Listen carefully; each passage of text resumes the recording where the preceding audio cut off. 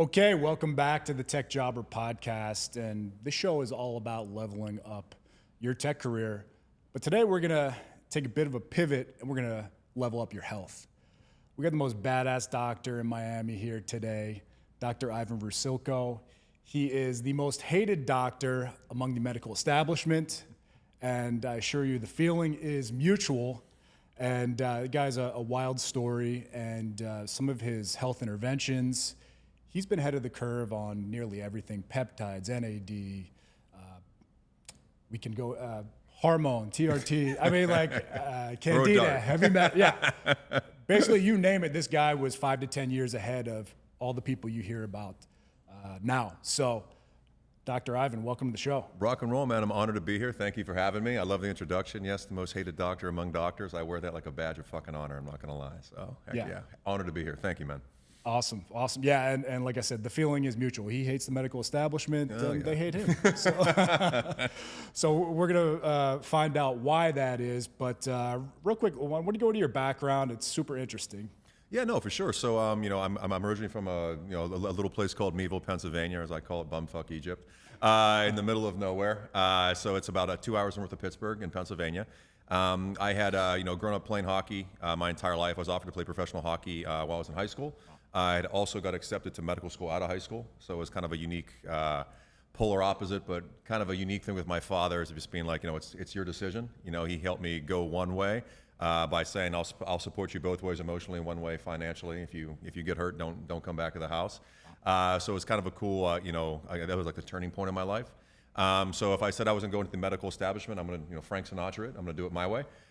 So with that, it was kind of fun. I went there. I got into bodybuilding. Bodybuilding turned into the Mr. USA contest, which I had won 2008. Which took me all around the world, which was really unique. And I was in medical school at the time when I won that. And I was kind of able to sit there and see that everybody has the exact same problems, no matter if you're at the bottom of the barrel, top of the pillar. And it was just kind of cool to sit there and see that medicine should be fun. And I kind of made it my point to be you should practice what you preach, and that's how I kind of created my own little niche, which I called lifestyle medicine. Now you see lifestyle medicine on every corner. Yeah. But back in the day, there was no such thing, and it was really cool. In Miami, I came down here with what I do, what I practice, and at the time what I charged. There was only 4 or 5 places that could sustain that. New York, Miami, LA, Chicago, and maybe Dallas at the time. It was just kind of growing. Sun fun bikinis. I grew up milking cows, baling hay, shoveling shit my entire life in 3 feet of snow. So I said nuts to it. I'm coming to Miami. Yeah. I didn't know a soul, and within 3 weeks, I was probably the top physician down here to do it. Started the 4 seasons of the Miami Institute. Which was really, really unique. Got to start to treat a lot of really fun people, and that's where I kind of developed the aspect of medicine should be your doctor should be your hero, and that's how I kind of live life. I mean, if you can't take weight loss advice from a fat doctor, just like you don't want an overweight trainer. You know what I mean? So if I want to embody wellness and functional and regenerative and lifestyle medicine, I need to live it. That's where I kind of developed my non-happiness, I guess you could say, in the most polite way with the medical industry, because when you try to cure a problem, you lose a patient, and that's one of the biggest things that people don't understand. Big pharma doesn't really do anything when it comes to healing anything. Cancer medications, diabetes, cholesterol, all that kind of stuff doesn't cure anything. You just just masks it and puts a Band-Aid on it. So I kind of made it my point to try and help patients, get off as many medications as they can.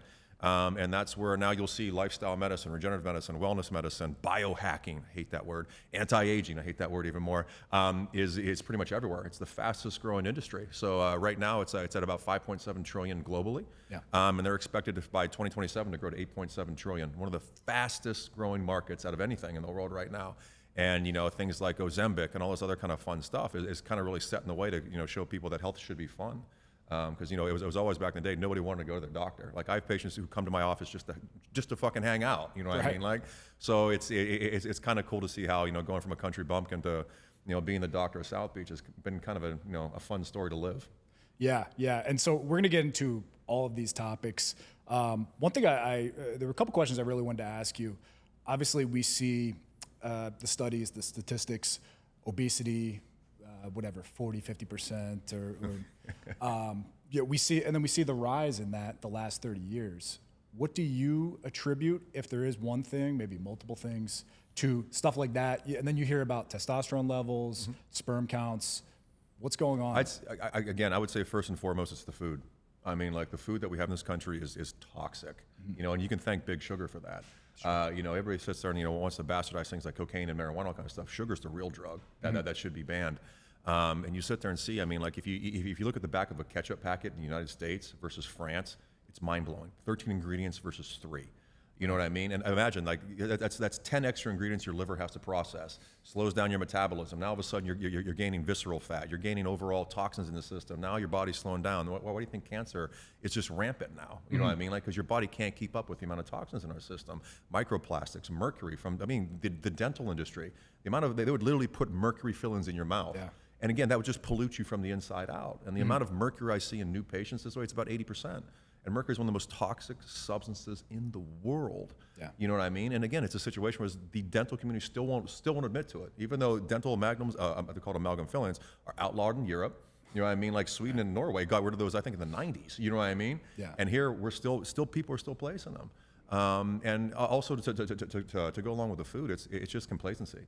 You know, people are happy to have convenience. You know, it's much easier to microwave some bullshit you get from the shelf than go out there and actually get something. It might be a little more expensive to get something from the farm or something healthy, but people are lazy anymore. And you see the drop in testosterone, the pussification of the United States is tremendous. I mean, the people right now, I'm treating 20-year-olds who have testosterones of 80-year-olds. Wow. You know what I mean? Like, it's insane. It's sad, you know, and people are like, well, he's too young to start in that. Look at his fucking levels. You know what I mean? Like, his levels should be quadruple what this is. You know what I mean?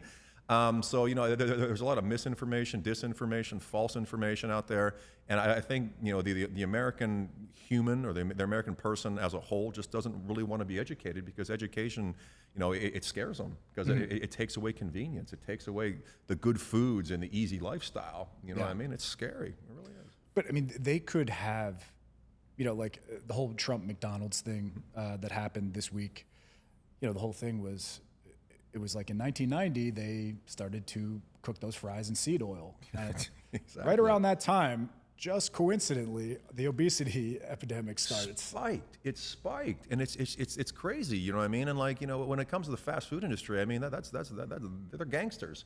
You know what I mean? Like, they switch from seed oils to chicken's not even real chicken anymore. That's why it's KFC and all this kind of stuff. I mean, like, I think it's the bread at Subway can't even be classified as bread due to the amount of sugar in it. Right. I mean, that might be something, but I mean, they were talking about that for years now, you know? And it's sad, because, like, you know, I turned 40, went to the Antarctica to do that this year, and my purpose was to get fat on that boat. You know what I mean? I'm in there with my brother. I'm like, I'm going to eat every fucking thing I see. Desserts, pizza, this, that, or the other. And you know what? I lost weight down there. If I'd have done that on a Carnival cruise or here's something out of America, I'd have came back 300 pounds more. You know what I mean? It just shows that the amount of water retention, the amount of toxins in the food we have here is diabolical. Yeah. Diabolical. And when you see old photos of the beach, and even like I love those. Not even like 70. I'm talking like 1982. Yeah, hell, in the 90s, babe. I mean, back Baywatch. You know what I mean? Right. Like, people were still at least somewhat, you know, pleasantly plump, not just disgustingly obese. You know, and everybody's like, oh, that's fat shaming. No, it's not. It's unhealthy. There's not one study that shows being obese is good for you. Yeah. You know what I mean? So this whole aspect of, you know, oh, well, we have to have respect for the, well, no, I don't want to pay for that when it comes to healthcare. You know what I mean? Like, and I want you to sit there and have this aspect of being like, oh, well, no, it's not a problem. It's not, of course it is. Everything is linked to obesity. Heart disease, cancer, autoimmune disease, everything. If you're obese, you're going to have an issue. Yeah. It's bar none. Right, you're just carrying around more strain on all the organs. Of course, you have extra estrogen in your system, and you think of the pussification in the United States. I mean, estrogen and fat go hand in hand. You know what I mean? So the whole dad bod thing, the dad bods are not sexy. Dad bods became sexy when people were able to market that their ugly ass body was sexy for them. No, it's not. I mean, it's not healthy for you. It's not. Yeah. Yeah, so the excess belly fat does aromatase and do higher estrogen. That's what it is. Yeah, and the biggest thing is you can sit there and see in both men and women. When you have like slender arms or fit arms, and that just what's going on here, that's estrogen dominance. You know what I mean? Yeah. That's why the women usually, due to menopause and all that kind of stuff, which is a natural process, there's that pear shape. You know, you have that, and just get from here to here. You know what I mean? It's something that, again, it's hard to control with a woman because of how the body's set up. You know, and again, you're finding estrogen dominance in men now. You know, just those gigantic stomachs and this, that, and the other. It's just like, oh, well, no, that's just a natural. No, it's not the natural aging process. Men didn't age like that 30 years ago. Right. They age like it now, and we're trying to make it acceptable. I mean, you ever see the movie WALL-E? Oh yeah, yeah. We are literally like probably they're just- a decade away from Wall-E. You know what I mean? Yeah. Like, it's insane. You know? I mean, I think, probably in the next 10 to 20 years, you would probably agree. It's going to be, if you're not super focused on health, fit, it's going to be like super fit people, and then everyone else is just going to be on the obesity scale. I was reading a study yesterday. It was they predicted within 5 years having a fit body will be 20% of the population. 20% to be considered fit, which was not even like ripped, just not obese. Not fat. You know what I mean? And like this whole, however the election goes in a couple of weeks, if the whole Make America Healthy thing actually comes through, which I think that was, I always want to run as president as, Make America Healthy again. So I think it's a great way to go about it. But if these guys do get in the office and they don't do anything about it, I'm going to literally be pissed about it. Yeah. You know what I mean? Because they've set up such a good platform to sit there and bring how unhealthy our industry is into the light. And again, big sugar, all the lobbyists, all that kind of stuff. Yeah, we'll see what happens. Like when it actually there's the chance to do it. So that's definitely something I'm keeping my eyes on. Yeah, and hopefully they actually implement some of the things. That's what I'm saying. Just make America eat like Europe. I like that even healthy. better. It makes sense. Yes. Just give us the stuff you're giving them. Exactly. All right, that's all we need. Exactly, man. Yeah. Exactly. It's scary though. It really is. People talk about going to Italy and just, you were walking a little bit, but they're just. Look, the bread is bread. Our bread is some homogenous, weird, crazy ass mutation of what bread should be. You know what I mean? It just doesn't make sense. Yeah, you attribute that to just kind of greed. It's just cheaper to do this 100%. stuff. Well, no, it's that plus again, like an unhealthy person is a cash cow for big pharma. An unhealthy person who's obese is going to have at least 3 prescribed medications on them. The cholesterol industry is worth billions. The diabetic billions. It's a $1 trillion industry to keep America unhealthy. Yeah. And again, so when this whole Make America Healthy again, they're going up against big sugar. They're going up against big pharma. And who's in their back pocket? The FDA, the CDC, and NIH. Right. Literally. The FDA's 48% of their salary comes from user fees, which is paid for by big pharma. Right. Literally, it's like Al Capone paying the Chicago Police Department. Are they gonna give him shit? No. Uncle Al's paying our salaries. Yeah. You know what I mean? Same with big pharma. You know what I mean? It's crazy. It literally is. But as a businessman, I respect the model. Because if I was Dr. Evil, if I were some evil genius, it's exactly what I would do. Right. Make being unhealthy cool. You know what I mean? Like, oh, it's cool to be unhealthy. Here's your prescription for this. Here's your semaglutide for the rest of your life. It's just it's a perfect business plan to trick the population into just being even dumber than they already are. Sure. Yeah, and one thing I wanted to ask you, what are some kind of basic things any guy could do? Like, you see a ton of patients. What's one thing that nearly everyone has that are just kind of low-cost ways to upgrade your health? Sleep. Sleep is the most important thing. I'm 40 years old. I've slept 13 and a half years of my life. Wow. And people don't take it seriously. Sleep hygiene, get the phone out of your room. Get the computer out of your room. I tell people, your bedroom should be the most boring part of your house. Mm-hmm. Okay, people have this extravagant, this, that, and the other.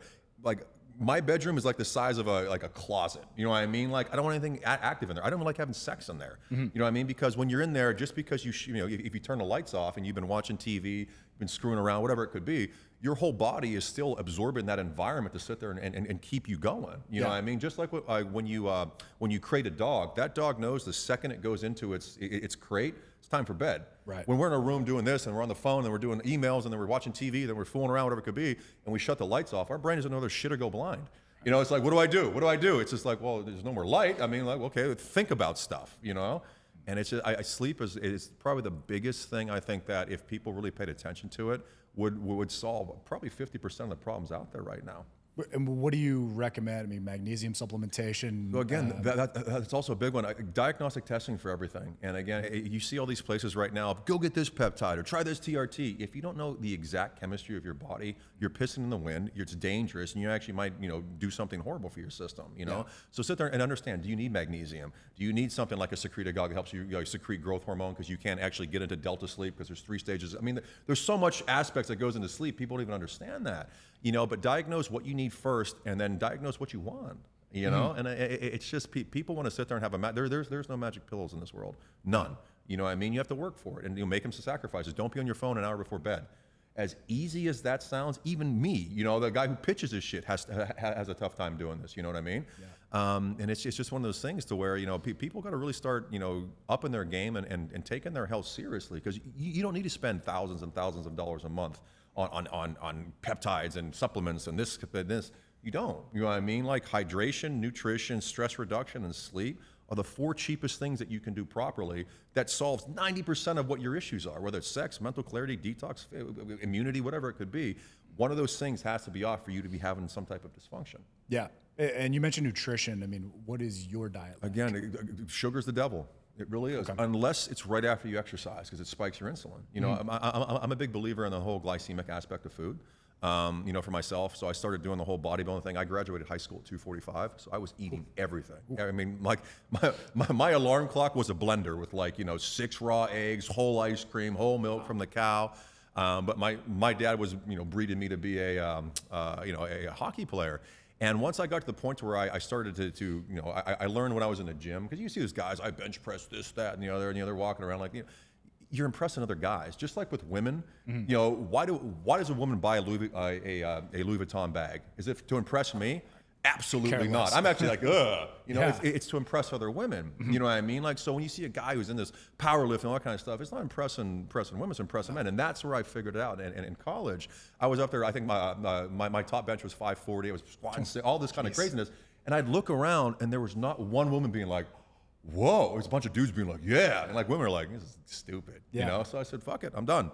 I transitioned into bodybuilding. I went from 245 to 200. I won my first bodybuilding competition, second one, won Mr. USA, all that kind of stuff. And it was all about managing how my sugar intake. Protein, I would consume like you couldn't believe, gallons of water a day, or not a day, but I mean just water, and then healthy fat. It was the sugar. If I wanted to gain weight, I'd eat sugar throughout the day. And I'm talking like potatoes and pastas. I never ate the stupid kind. And then if I wanted to trim down, I would just do the high glycemic, like right after I exercised, and then the low glycemic an hour after, and then I wouldn't eat sugar the rest of the day. I would crush bacon and milk and dairy all day. You know what I mean? Like, and like even right now, I can't put fat on. And if you saw what I ate, you'd be like, how is this guy not dead of a heart attack? You know what I mean? Like, heart is clean as a whistle. I got it checked out a couple weeks ago. But I think sugar management is one of the most important things to understand, and not so much avoiding sugar. It's the timing of sugar. You know, don't eat sugar unless you need it. You know, if you need energy or you need recovery, have it, the good kind. You know, if you're in the middle of after workouts. Yeah, right after you work out, have honey, have chocolate milk, whatever you want, immediately afterwards. It spikes the insulin because you just shredded your muscles, so your muscles just get shredded. So you have to rebuild them, and the biggest thing is IGF-1 as well as insulin that pulls everything into the actual tissue. So if you spike your insulin, pulls more insulin in the system, it pulls more nutrition into the actual muscle, and you heal it faster. You grow bigger, you grow stronger. And then I usually say about an hour after you're done exercising, have your low glycemics, like your sweet potatoes or stuff like that, brown rice. That helps give you more of a sustained build. Before bed, absolutely not. Case and shake, and that's about it. No sugar. I don't need energy before I'm going to bed. I need protein. Because that's just going to store as fat. Exactly, 100%. Yeah, and you know, eating that, you know, I noticed my testosterone has significantly raised since I started eating more fats. The bacon and eggs, the steak every night. And I'm 40 as well. I was in the 800s, totally natural. That's fantastic. And the big thing to speak to that, and I've always sat there and said, so everybody comes to me and they're just like, well, how's my cholesterol? And my answer is it's too fucking low. What do you mean? Having a high cholesterol used to be perfectly fine back in the 80s. 300 was good. All of a sudden, cholesterol medications came in, just like that. Like and all 2000, right? Yeah. It was fine. You know what I mean? And the biggest thing was that is nobody understands cholesterol is how you build testosterone. Yeah. Cholesterol is how you build DHEA, progesterone, estrogen. All of your sex hormones start as cholesterol. Vitamin D starts as cholesterol. 25% of the weight of your brain is cholesterol. Okay, so the aspect is when you start taking all the substrate away from it, so I'm gonna lower my cholesterol to 100 because my doctor said so. That's great. You premature age yourself, number one. Number two is that means you're going more towards a high sugar diet, which is going to get you diabetes, which is going to cause atherosclerosis. Everybody's worried about cholesterol or plaque buildup, which causes a heart attack, which is very dangerous. You know what I mean? It's not cholesterol that's causing it. It's the irritation of the blood vessel, which then causes like a little nick, which then LDL, which is the low density lipid, the bad cholesterol, sneaks into it and it just starts to build up. You know what I mean? It's not the cholesterol's fault. You know what I mean? It's the acidity, it's the inflammation in the system that's causing that to actually start to form. From sugar? From again, hyperglycemia is one of the biggest. Google it right now. I mean, hyperglycemia and atherosclerosis. Boom. You can't deny that link. Wow. You know what I mean? So when you start eating higher fats, you're putting more cholesterol in the system. So now you have more cement to make your houses: testosterone, estrogen, progesterone, DHEA, DHT, all that kind of stuff, which is one of the most important things in our life. That's what keeps us young. You know what I mean? And that's why your testosterone levels are high after you start eating more fat. Yeah. Yeah, and then what about workouts? I mean, Again, what are you doing right now? So again, workouts are unique. So the biggest thing is with it, and so when I used to just go heavy and hard. You know what I mean? Low weight or low reps, super high weight, and it would my joints would get kind of achy. But I mean, I was a monster. I could walk around with a Coke can on my chest and just sit here. I mean, it was one of those situations. Back in the day, that's what you wanted. You know, you want to be that kind of stuff. And then when I started to train down to where I always say work smart, not hard. You know, and so what I developed when I won the Mr. USA, when you're traveling throughout Asia and all these places, there's not many gyms. You know what I mean? You're in hotels all the time. So I switched more to body weight and band work. Okay. And it was funny, the way I would do it, and it's kind of my own thing. I call it the thermobody system for myself. And again, I developed this back in 2008. It's a situation where you'd sit there, and so so back in the day we had those the iTunes playlists, and you could separate by time of song. So I'd go for anywhere from 3 to 4 minutes. Okay, and I would just make a playlist of all my favorite songs that are from 3 to 4 minutes.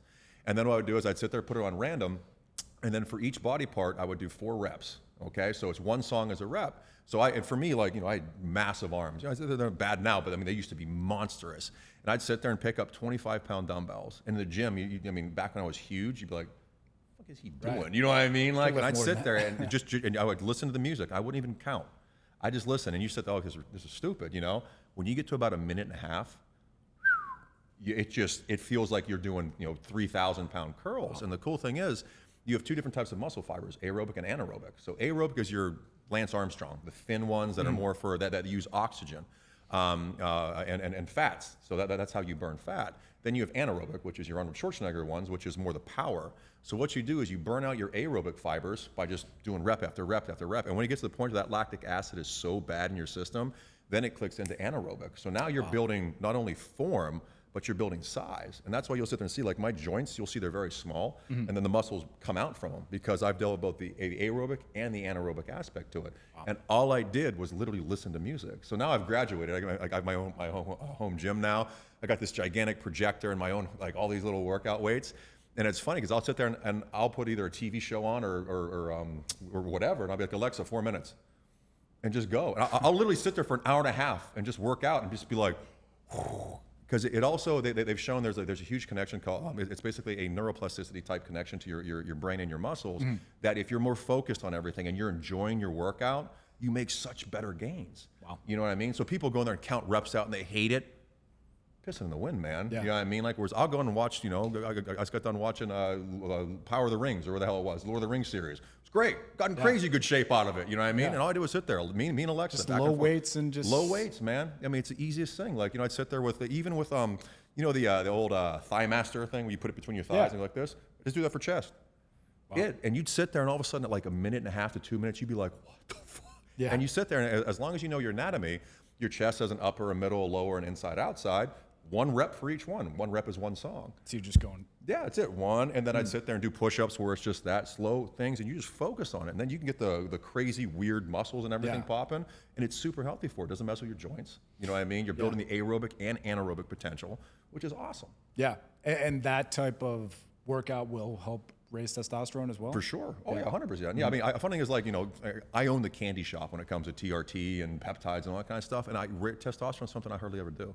You know what I mean? Hardly ever do, because I don't need to. Yeah. You know what I mean? Like, for me, I'm very sensitive to testosterone. If I took a shot of testosterone, I'll be 250 pounds tomorrow. You know what I mean? Wow. Like, so for me, I have to manage it, And with that one, it's nice because I do the similar exercise. I never do the same thing. It's always something different, like a little bit different weight or whatever it could be. Muscle confusion is a beautiful thing. But when it comes to how you build the muscle, if you want to get bigger, like right now I'm in more of a trained down size. I'm doing boxing, so I mean, I was 225, I'd say maybe 3-4 weeks ago. So I trained down to about 210, 215 now. And all I did was change my sugar intake. That's it. Wow. Nothing changes. It's just the sugar is what changes me from getting bigger or leaner. You know what I mean? It's such an easy thing. Diet Diet is 80% of exercise. You know what I mean? That's it. You know, I don't care how much, you can go to the gym for 10 hours. If your diet's shit, you're gonna look like shit. Yeah, you can't out-train. It's gonna store his body fat. You couldn't be more right on that. Yeah, so why don't let's get into some of the hormone. I have a lot of stuff on this. The meat and potatoes. Yeah, so guy comes in, he's super low.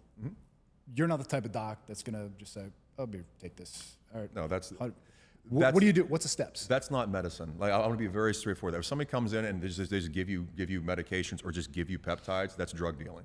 Yeah. Okay. You hear all these people on podcasts, and again, I like some of the information, but you hear all these other podcasters out there, the famous ones. I'm sure everybody knows what I'm talking about. Yeah. Oh, let's do BPC, thymosin. Those are all illegal right now. You are using research grade chemicals meant for animals. Okay, so BPC, AOD, all that shit has been taken off. All right, so everything that you're getting right now from Peptide Sciences and everything else on the internet, whatever it is, oh, I got my peptides online for a fraction of the cost. They're not regulated. That can be anything, and 90% of that shit comes from China. That's what people don't tell you. You know what I mean? Like, if you get a medical grade, and again, people should research what is currently on the dockets that's legit. Sermorelin still fine. What else do we have out there? I mean, there's several peptides. You know what I mean? Like hexalarin. That we're still using, but the problem is, well, they took them away, our friends, the FDA. Yes. But the cool thing is, finally somebody sued the FDA. So the FDA just announced a couple weeks ago, they're bringing back AOD, thymosin alpha, which was, they took thymosin alpha off during COVID. Thymosin alpha is one of the best immune regulating peptides ever created. The second COVID hit, gone. For zero reason. What is the mechanism that it... So basically, it just simulates how your immune system functions. So it's basically, if you have an overactive immune system or underactive immune system, it helps normalize it to a perfectly functioning immune system. Okay. Without all the science and jargon, that's the best I could describe it. So they're bringing that one back. They have CJC, ipamorelin, Salank. They're looking at bringing hopefully BPC back and things like that. But right now, it's just a situation where it's such a volatile market because you have all these. The reason they got taken off is because you have everybody talking about them in the wrong way. Go jump on this, that, and the other, and it's going to be great. And I did this, and I've been doing this. No, you haven't. You haven't. Half the peptides that they talk about have never been legal. Right. You know what I mean? Even though I get it. If you find a great source for it, shoot yourself up. Go for it. But remember, the quality, the sterility, and what's actually in that, you will never know. And all these places, like we have a certificate of analysis. Has anybody ever looked up that actual certificate? No. Oh, they have a certificate of analysis. Yeah. From where? I don't know. What is wrong with you? You know what I mean? So it's just a situation when it comes to that. Just be very careful about that. But if a guy comes in, long story short, I tend to speak in circles. The first thing is diagnostic testing. Because again, it might not be testosterone that's the problem. It might be DHEA, it might be IGF-1, it might be thyroid, it might be mercury, it might be candida that's causing or masquerading as low test. And everything is interrelated. So having low testosterone is not, there's something upstream that's causing it. You know what I mean? So like, oh, I'm tired. That's a symptom. I can't use my dick. That's a symptom. Yeah. I can't gain weight. That's a symptom. What's causing it? Again, mercury toxicity is one of the biggest things, and mercury kills testosterone. Yeah. Kills it. So you can sit there and fix fix testosterone all you want. Until you fix the mercury problem, it's a patient for life. You know what I mean? So with myself, like one of the most expensive things with my practice is the diagnostic testing. Because I'm going to fix the problem. I'm not just going to keep giving you testosterone the rest of your life. And again, a lot of other people too, which is a good thing to notice, is testosterone is not just a shot. There's several things that you have to manage with it as well. The biggest one is your negative feedback. The whole negative feedback loop is that if I gave you testosterone right now, what does your brain do? Oh, I'm gone. I'm lazy. And it eventually forgets how to produce testosterone. That's when the boys shrink up to cranberries, right? So actually, that's the second part. Imagine your pituitary gland being like, I'm done. That's your brain saying, I'm done with it. And then your nuts shrink. You know what I mean? So people never understand that you need specific things to stimulate the brain, specific things to stimulate the testicles, specific things to prevent testosterone turning into estrogen. If you have issues when it comes to, if you're sensitive like with me, specific things to prevent DHT buildup, which can lead to prostate cancer, all kinds of hair loss, all that kind of shit. So it's not just taking a shot of testosterone. You're castrating yourself and you're leaving yourself open to all kinds of different side effects that nobody wants to talk about because every physician, not every physician, again, I got in this 14 years ago. All these physicians who jumped on board in the last 4 years, ever since COVID hit, because they needed to find a cash cow. Number one, probably don't even take testosterone themselves. Number two, don't understand the actual cycles of it. I was doing bodybuilding and all that kind of stuff. I know every aspect of testosterone because I've lived it. You know what I mean? I've breathed testosterone, so I know the bad parts of it, and I know how to fix the bad parts. So my protocols have been brought in from the bodybuilding world that at the time was illegal, it still is illegal, and then switched over to, okay, let's make this medical and safe. You know, so there's the medical version. Then we also have the whole natural. Some people don't want any types of medications or things like that. So we have the all natural version. I bring my nutritionist degree in for that one. And that's just one cycle. So you have your testosterone cycle, you have your growth hormone cycle, which is IGF-1, which is a huge, huge aspect. Actually, it's probably more important than testosterone for what men are looking for. Because that doesn't also just build your muscles, it builds your immune system, your sexual health, your energy, your immune, I mean, just everything. I mean, it's responsible for making you into a sponge to absorb the environment. And you have your thyroid, your adrenal glands, you gotta manage progesterone, you gotta manage estrogen, none of which people do. I'm on testosterone. What else? That's it. You're literally seeing a medical drug dealer is what you're doing. Yeah, and the growth hormone, it's a natural kind of occurrence where it just declines over time? So it's funny. So I just did an article for, who was it? Maybe GQ or one of the magazines. And it was a situation where, so women have menopause, correct? That's a gradual decrease in estrogen and progesterone over time. Those are both produced in the ovaries. And there's also the adrenal glands and some peripheral, but that's the main part of it. So a woman's ovaries are like our testicles, okay? And so what happens is for men, the same thing happens. About, again, depending on race, age, lifestyle, about 28 to 30, you start to actually decline with natural testosterone production. It's called andropause. So there is a male menopause. It's called andropause. Nobody talks about it. No, you know what I mean? Never heard that. Oh, it's the dad bod, it's natural, you're losing hair, you're growing tits, or whatever it could be. That's andropause. You know what I mean? And then the other part of that, which both men and women get, is somatopause. Somatopause is the gradual decrease in growth hormone over time. That's what causes gray hair and all this other kind of stuff. You know what I mean? Genetics is something you can't change. You know what I mean? I'm genetically predisposed to have this. I love it, man. Like my grandfather was like white. You know what I mean? I can't wait to go white. You know? And right now you can't change genetics. Although CRISPR, which is something I'm looking into right now, is very interesting. Gene therapy and all that kind of stuff.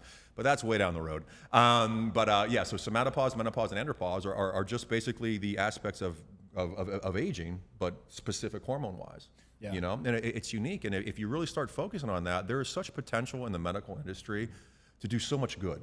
So much good. You could slow aging down. My main goal is to live to 120. I tell everybody that, and I will. Because I know how to manage my system. Okay, and it doesn't take $2 million a year, or whoever that guy's name. That guy looks like a ghoul. My God. So the aspect is, there's such an easy way to do it, but everything starts with you. All right, you don't need a doctor to tell you to sleep properly, to eat properly, to drink water, and to if you have a stressful situation, get out of it.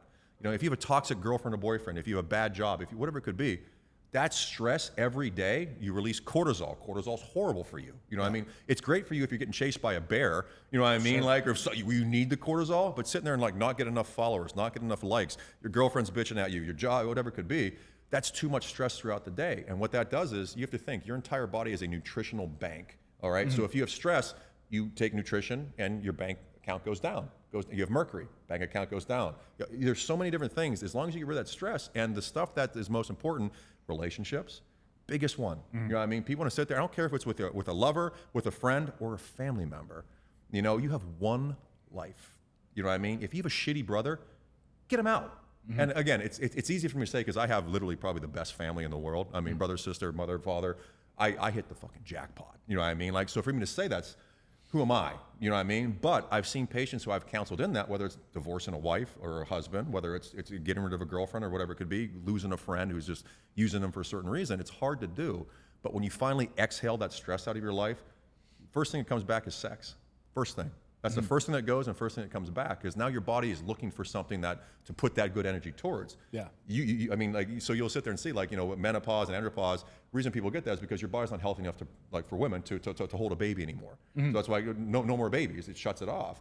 I've actually had women who've been in perimenopause come out of it. You know what I mean? Because they've got rid of a thing, got rid of a bad situation, and they've actually fixed their hormones and nutrition. Wow. So your body comes back and it starts to get more fluid. You know what I mean? But counseling people to get rid of hard relationships is the toughest kind of medicine. But I think, and again, I think the gift that I've been given is the gift of bullshit. I can bullshit anybody. You know what I mean? When it comes to just talking and kind of talking people through something, and the emotional health, which I never thought was a real form of health until I broke my arm and really understood it, what emotional health was. That's probably the most important part of health in general. There's physical, there's mental, which we can all manage with different types of medicines and supplements and all that kind of stuff. But the emotional health starts with the person, and that's the toughest jump to make. Yeah, and when you think about it, I mean, our bodies are based on survival, right? For millions of years. For sure. If you have high stress, we're basically built for the continuance of the species. Right? For sure. So if you have high stress as a man, it doesn't want you reproducing, right? Because your children would not be able to, because you're right. Circled by predators or something, right? And the coolest thing about that is if you take a look at, so they did this on a frog species. So whenever a frog species is stressed, all the females produce females. Because it's about making sure the population survives. Wow. You know what I mean? So take after the wars. I mean, if it's a time of good, males, because males will evolve the species. Females sustain the species, okay? If you look at all the different things, X and Y chromosomes and whatnot, it's really unique. And the cool thing is, take a look at like after each war, more men were born. Why? Because we're not at war anymore. We're not worried Japan's gonna drop a bomb on us or whatever it could be. And all the technical innovations that took place after that, because now we're growing, we're not focusing on staying alive. So many people are in war mode. They're just surviving, you know what I mean? Like that's why you lose the fun parts of life, you know what I mean? When you sit back and say, the best thing is say, fuck it, I'm done, I'm good. I'm living in the moment. Life is grand. Life is cake, you know what I mean? But nobody can do that anymore because again, social media, the fact that me and you are sitting here doing this, talking to as many people as we can, people rely on that, you know? I mean, find it in yourself. You know, I always joke, I have a lot of people who go to like self-help and Tony Robbins and this, that, and the other. I've been there 5 times this year. You've been to a self-help conference and spent $10,000 5 times this year. What have you learned? Shouldn't you go to one of those and figure it out? You know what I mean? Like that's the whole point. So the thing is like, I think, the human species as a whole doesn't really want to get better. They just need that whole communal thing. If you were really into that and you really wanted to get better, button down the hatches, man. Like, balls deep it, sit there and say, okay, I know what I'm not supposed to do. Tony Robbins told me. I don't have to keep going back and hearing the same thing over and over again. Right. That's a cult. And I'm not saying there's anything wrong with that, by the way. I'm just saying is like people are so happy to be complacent to not do what they know they should. Yeah. And that's the hardest part of what medicine is because people want a magic bullet, they want a magic pill. Ozempic is gonna get me skinny, but you're still gonna eat shit. That's why you have muscle loss, you have gastroparesis, all these different side effects. Semaglutide is phenomenal if you do it right. It's again, I call this with the COVID vaccine. 3 years from when it started, I said 3 years, you're gonna see a shit show. And what have we seen? Cardiomyopathy, myocarditis, all that kind of stuff, right? It's not an easy fix. You know what I mean? Right. Like, that's not what it is. Same thing with this. People are gonna have all kinds of issues with their pancreases, cancers coming up, sugar irregularities, all kinds of stuff because they aren't doing it right. Yeah. The people who do it right, rock and roll, man. How do you do it right? Because I know a lot of people are on that and they're giving it to kids and it's like, oh, this kid lost 20 pounds, but his muscle mass went down. Exactly, and that's the biggest thing because you gotta sit there, you gotta make sure that when you're taking semaglutide or tirzepatide or anything like that, you're monkeying with your sugar and how that works. So you have to manage your muscles and your bones. Most important thing. So you sit there and make sure your hormones are proper. Especially for people over who pass puberty, monitor your testosterone levels, your thyroid levels, your adrenal levels, and your growth hormone levels. Monitor all 4 of those. The second, because those are going to start to drop. You can't just drop 60 pounds in 2 weeks and think nothing bad is going on. Everything is dropping. You know, so as long as you manage those, and with my clinic, that's the first thing we do. Like I'm not going to you come in and just want some gluten. No. You know what I mean? There's a questionnaire, we go over it, and we counsel you on what it is, okay? If you choose not to do what we tell you, it's on you. That's why you sign a gigantic consent form. You know what I mean? Like, but so to counteract my own statement there's the emotional health of that. Losing 20 pounds helps with your emotional health. You know what I mean? Like, which is phenomenal. Your serotonin levels, your dopamine levels, your epinephrine, all that kind of stuff. You feel better about yourself, which is also a very good part of medicine. So it's a tough act to balance. It's just I wish more physicians who were prescribing, who are doing anything in my industry, they're doing it. Just understand it's not just this. It is a web of all kinds of shit that you have to understand to properly treat a patient, which nobody does anymore because every physician, every cardiologist, pulmonologist, endocrinologist who just jumped in this industry because again, this is the hardest industry to break into right now. Yeah. Anti-aging, wellness, whatever you want to call it, it is legitimately the hardest industry to be in. Every doctor's trying to get into it. That's the problem. Yeah. But no doctor understands it. They just see, well, high pay, cash pay, no call. Oh, awesome. Dude, I mean, there's a lot of people, and again, I tell everybody this, I used to sit there and say that traditional medicine was evil, or, big pharma, and wellness medicine was genuine and pure. That is shifted because you have so many, when there's money available, there are so many sharks in this industry. And you can sit there and watch, I don't know how many podcasts talking about this gene will change your life. Okay, sure. Right. I mean, it's like Dr. Oz being like, cranberry juice will fix this. Get out of my face. You know what I mean? Because you own cranberry juice. You know what I mean? Like, so there's so much more that goes into it. And diet, hydration, sleep, and stress avoidance should be the first thing anybody talks about. Until that, no peptide, no hormone, no supplement, nothing is going to cure anything, you know? Yeah. Yeah. So two things before we move on from hormones. As far as sleep, an issue I've had recently, I'd love for you to kind of give some insights. Get to sleep fine, deep sleep, wake up at 4, wired. Okay. Takes me 2 hours to get back to sleep. Sometimes wake up at 8, 8:30, exhausted. What time do you go to sleep? 11, 11:30. So you get about 5.5 hours then before it happens? Yeah. Around that. So I tell everybody, especially when patients start on my program, sleep is, so everybody thinks 7, 8 hours, I need it. Okay. All right. So you think you versus somebody who weighs 400 pounds versus a little old lady who's 90 pounds need the same amount of sleep. It's nonsense. 7 to 8 is just an average of what all of these different demographics need, number one. Little kids who are growing, they need 10 hours. That's during deep sleep is where you heal your body. That's where you grow. That's where you regenerate. Okay. So the aspect is somebody such as yourself, who's obviously in shape, you take care of yourself. You don't need as much sleep as somebody else. You take your correct supplementation, you're doing the correct diet. A lot of what's, especially delta sleep is where your body repairs itself. Okay. And it's funny, people don't understand, sleep isn't just fall asleep. There's stages of sleep. It starts out with alpha. So your brain works on wavelengths. Okay. So you can sit there and manage what stage you're in. That's how all these gizmos and gadgets kind of can tell what you're doing. Exactly. So it goes through and sees where you're at. So alpha sleep is the falling asleep stage. Then it goes into you have REM, theta, and then delta. Okay, or there's light sleep above it. So the aspect is you start out first, delta sleep, which is your deep sleep, is longer and longer and longer. As you progress throughout the night, each stage is about, again, it ranges 45 minutes to 60 to 90 minutes of how long that cycle takes. Okay, you have about 5 to 6 to 9 cycles, depending on who you are, throughout the night of these different things. Okay. And REM is for repackaging your brain, helping with memory consolidation, getting your brain packaged and ready for the next day. So the amount of time you spend in each is kind of dependent on what kind of day you had. So if you went out and busted your ass and you're doing this, you need a lot more delta sleep to kind of make up for it. If you went through a stressful day, emotional day, you need more REM to kind of go with it. So when you wake up 4 or 4.5 hours into it, your brain is coming out of that cycle. If you're wired, don't try to go back to sleep. Stay up. Just get up. Just get up and go. Get up and do it, and then take a nap throughout the day. I think naps are one of the most underrated. Like Mexicans had it right. The siesta, legitimate. You know what I mean? 45 minutes at most. Don't go, because then you start getting into deep sleep. You don't want a deep sleep siesta.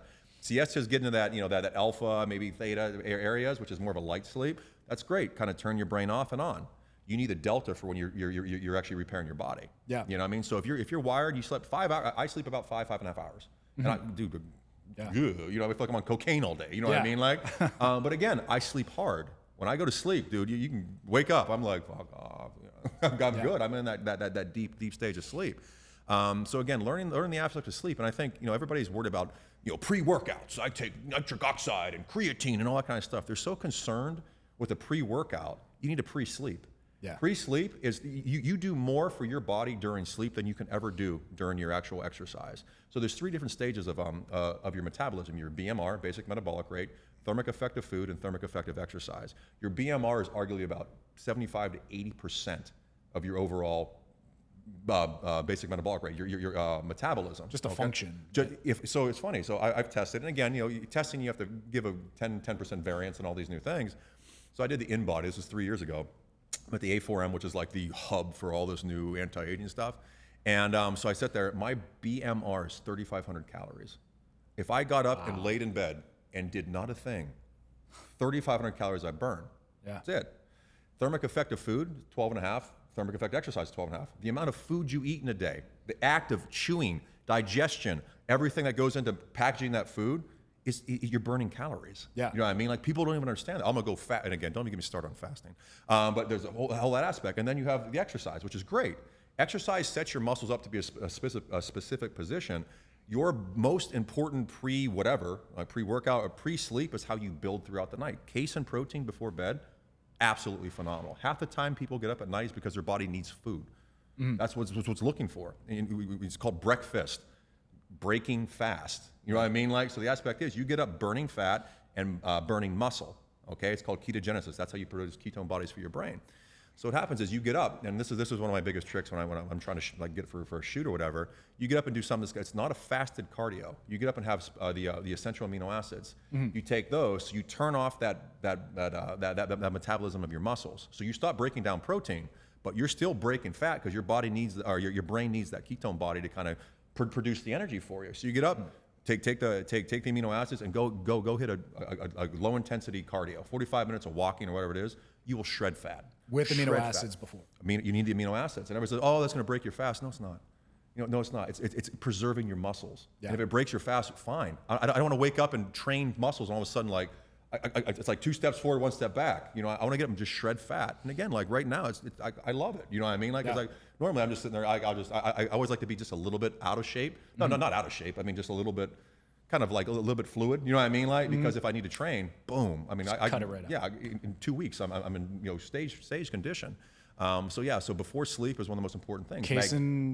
Casein protein before sleep. Casein protein before bed. Nothing else. Stay away from nut milks. Stay away from all that other nonsense. Straight up whole milk, not 2%, not skim milk, none of that bullshit. Raw milk? Raw milk. If you can get raw milk, I grew up on raw milk. Okay. I would literally, I worked on a farm. It was a dairy farm. I would milk the cows, put it in the thing, and I would take it home. And I had 3 of those in the fridge at all time. Wow. Phenomenal. It's like, tastes like, it's so good.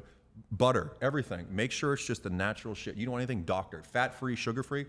Stay away from it. None of that stuff. But have that before bed, so your body's going to build throughout it. It helps build neurotransmitters. It helps builds your immune system. Help build everything. Sperm. I mean, if you're looking to be fertile, that's another big thing you got to do too. You know what I mean? So yeah, before bed you do that, and things like magnesium, zinc is a great one before bed as well. I mean, we have a whole supplement I call it Dr. Sleep that tries to help every stage of sleep, because I don't just want to fall asleep.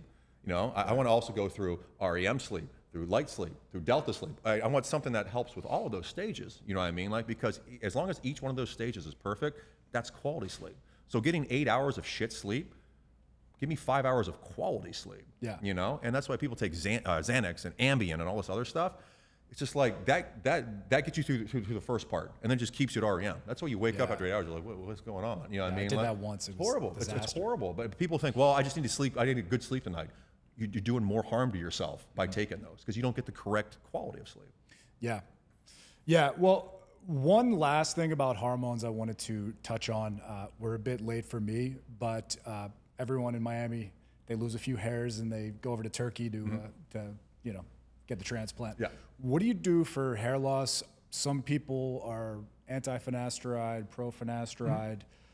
What do you do? And if you are blocking that, what are the downstream effects of lowering DHT for people? So DHT is your testosterone. Like, that's your gorilla testosterone. I mean, if you injected DHT, you'd be 300 pounds of muscle. You know what I mean? Like, it's just too anabolic. That's why it gets your prostate too heavy. It's why it burns through your actual hair. And again, I'm sensitive to it. Sometimes I'll go through and, like, I've had to redo my hair, I'd say probably 4 times throughout my career, because I test everything. You know what I mean? Like, I go through stressful shit and you lose it and you bring it back. The most important thing, number one, is hydration. Hydration. People don't know why hydration, because you need to get blood vessels there. You need to actually have fluid to go through. Number one, it provides oxygen. Number two, it provides a clearance of any toxic substances. Number one. DHT, when it comes to finasteride, I have no problem with it. You have finasteride or durasteride. I mean, they're both fine if you have a DHT problem. A lot of people don't test DHT. They just, I need finasteride.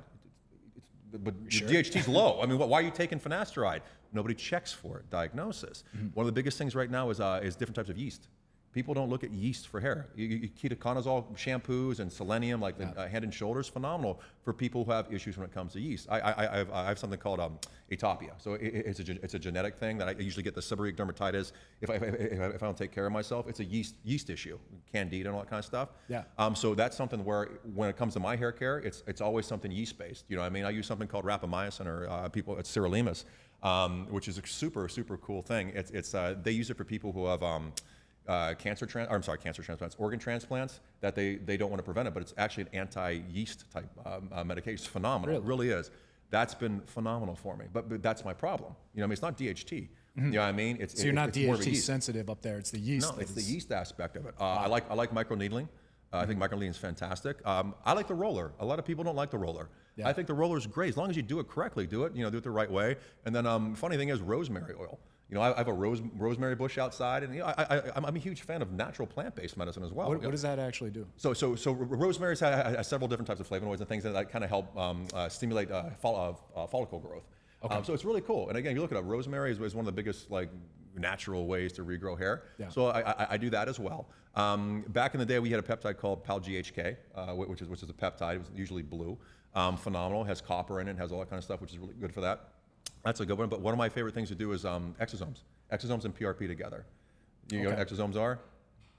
So it's cool. I always say exosomes are the advanced stage of what stem cells are. So it's always like exosomes are stem cells are exosomes. I like them both for different reasons. Exosomes are the end product of what it is. They come from mesenchymal stem cells, which are used to produce connective tissue and all that kind of stuff.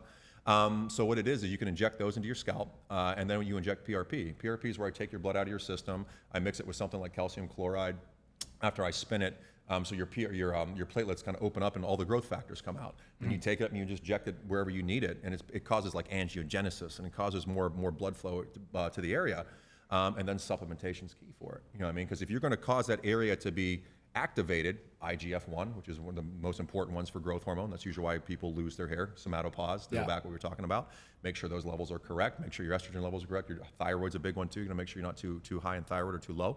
And your stress levels. I mean, adrenal fatigue and adrenal stress are two of the biggest things that cause hair loss. So it's not just finasteride and go, and that's what a lot of people, hims and hers, and take this pill. Yeah, you see a bunch of, they make what, $10 billion a year, and you hear about the $1 billion worth of good reviews. Yeah. What about all the negative reviews? They get buried because they have millions of dollars in PR to bury that shit. You know what I mean? Like, it's a situation where you need to understand why you're losing hair. And again, it's a simple formula if you know why. So, and some people have obviously very negative side effects of the finasteride. You think those people maybe weren't DHT sensitive to begin with? Yeah, they didn't need it. They probably dropped their DHT to so low. They're going to have impotence. They're going to have all kinds of shit. Yeah, man, you need DHT. Yeah. I mean, that's why our body produces it in lower amounts. You know what I mean? Yeah. So it's a situation as you're taking finasteride and you don't have a DHT problem. Right. You know, that's why you're not getting any gains from it. Wow. Yeah. Wow. Okay, so I want you to give, I want you to close off with the arm story because I think it's one of the craziest things. But before that, I want you give me something that, one of these health interventions that surprised you and one that everyone talks about. You say that's garbage. Or maybe that's garbage or it's overhyped or something like that. Okay, I think what's garbage is genetic testing. Genetic testing. I think all of it.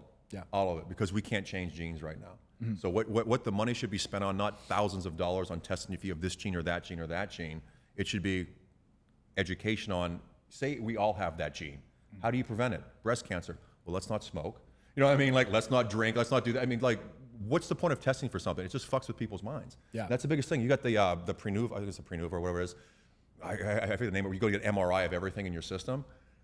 That's gonna be beneficial for maybe 5% of the population. They might find something bad in 5%. They might have a nick in their liver because they drank too much the other night. I have liver cancer now. And you flip somebody out, then it's $10,000 worth of testing.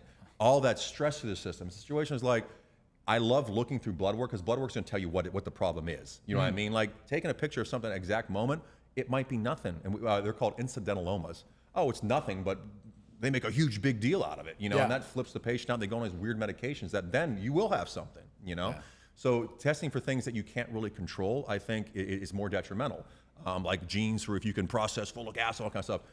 Just why? Right. You know what I mean? Like, if you said this, say everything anyway. Exactly. I mean, if you're maybe in Ethiopia not eating the correct things, you might want to test if you need a supplement for that, but it's not going to be a life-changing thing if you need to change for it. I mean, if you have a proper diet. Yeah. So that's one thing I think is just overdrawn, and it's a great marketing tool to get people sucked in. The big thing for me, and it kind of goes along with the story, was ketamine. You know what I mean? Like, when it comes to that, and it's a situation where, unfortunately, with the whole Matthew Perry thing, and God rest the guy, but he was abusing it. You know what I mean? Like, and he was getting it from bad people. So you take something that the only thing in my industry that I could sit there and say is a magic bullet. That I've seen one day turnarounds from suicidal. I had somebody walk in from, actually they were brought in, Baker acted, from the hospital. They tried to kill themselves in a very unique way. And they one ketamine treatment, and just talking with them, they came out being like, yo, doc, can we go skydiving? It was fascinating, fascinating. And the aspect is, because it makes you live in the moment. And that was the biggest thing for me. So back when I, to segue into the arm story, back in, you ever see Nip Tuck? Yeah. Yeah. So Christian Troy. Yeah. Dude, I was Christian Troy back in the day. Oh, I loved it, man. I was king of South Beach. You know what I mean? This is back in when I was doing the Dell and all that kind of stuff. Yeah. He was a plastic surgeon. Oh yeah, plastic surgeon. Got all the women on South Beach. Yeah. Just look up Nip Tuck. It's one of the best TV shows you can invest. I don't know how many hours of your life in. And so that's who I'd seen in college. Like, I'm gonna be that guy. All right, in South Beach. I'm gonna own it. And I became that guy. It was awesome. I remember it kind of hit me one day. I was riding my bike down the causeway, not the causeway, down the pier. I was like, dude, like I had like 3 girls I was talking to. I was like in shape. I was like, wow. Worst thing that could have happened to me, because I became overly confident. And so, I had a patient who had a bodyguard who was this kung fu master's son, whatever it was. And like we were at this dinner, and I was just, I was a cocky guy. I mean, I had reason to be at the time, a big da. But that's not who I am. But that night, I set up to arm wrestle, and if you want to throw the video in this whole podcast when you do it, I set up wrong because like I'm gonna beat him anyway, because I'd never lost in arm wrestling. I mean, like, so you sit up on the one side, he's on a table, I'm on my leg, and you just see and he twists my arm, whack, pop, breaks it right now, shattered it. Wow. And it was funny. It was in that moment where I was just like, I just got humbled for the first time in my life. You know what I mean? It wasn't the guy who did it. It was me being an idiot. You know what I mean? Being like, you knew that wasn't smart to do. You know what I mean? Like, but the cool thing about that was, and again, you'll see in the video, I don't cry, it doesn't hurt, nothing like that. I'm just like, fuck. Because I knew how long it was perceived for me to heal that one. I was in the middle of all kinds of great stuff.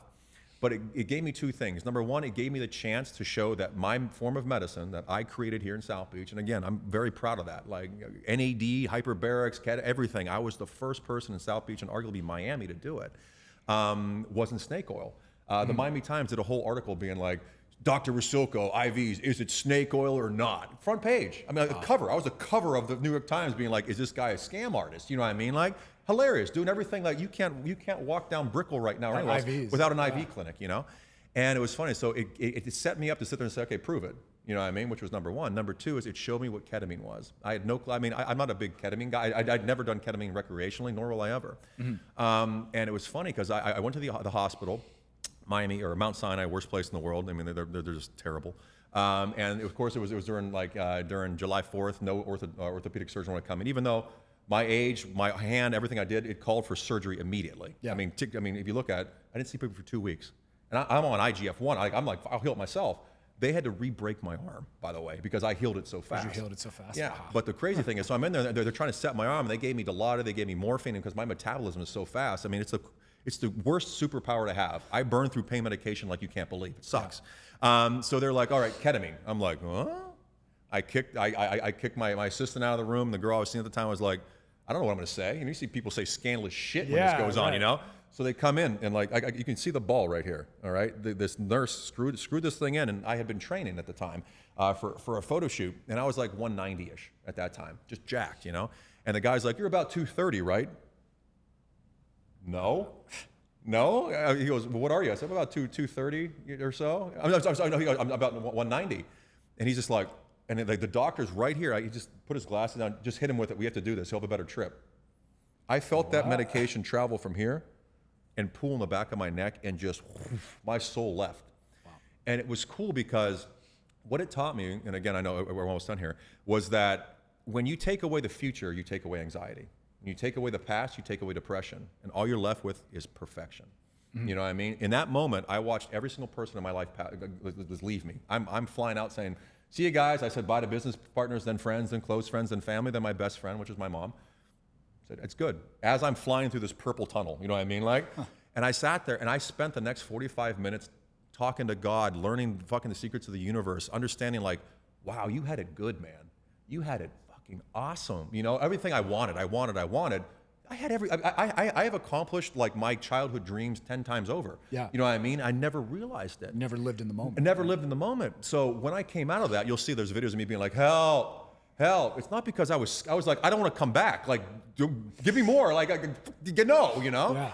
And the coolest thing about that was it changed my life so much. I'm not a cocky guy anymore. I don't have to do this. I don't want to be at live with a bunch of girls, blah, blah, blah. No. You know what I mean? That's you trying to fill a void in your life, And that's where I developed the whole balls deep living adventures, where I take people and do all kinds of, like, swim with sperm whales, wrestle lions, all kinds of weird shit, because you live in the moment. Because like we could get hit by a meteor tomorrow. You know what I mean? Like, we're all gonna die. Everybody here finishes in second place in life. Right. I'm gonna die spectacularly. And my mom hates it because I'm like, whatever I'm doing when I die, it's on my tombstone. Died tickling a gorilla, died fighting a whale. You know what I mean? Whatever it could be. And with that, it brought a sense of an emotional health that I can now give to my patients. So when I take patients through a ketamine thing, and unfortunately I'm not doing it as much anymore, just because again the regulations are coming in, it's unfortunately not even worth it to do it anymore, because number one, things like Mind Bloom and all this, people are abusing ketamine terribly. So I understand where the regulations are coming, but it takes it away from the purity of what it once was. When I was doing it with COVID, man, like nobody was doing ketamine in South Beach. It was insane. And now it's just everybody's doing it. So like I backed off on it, but the people that I do still do it with, the transition I've seen in their mental and their physical health due to the emotional health of what ketamine can do for you when you do it properly. Honestly, that's the closest thing to a miracle drug I have ever seen in my entire life when done right. Wow.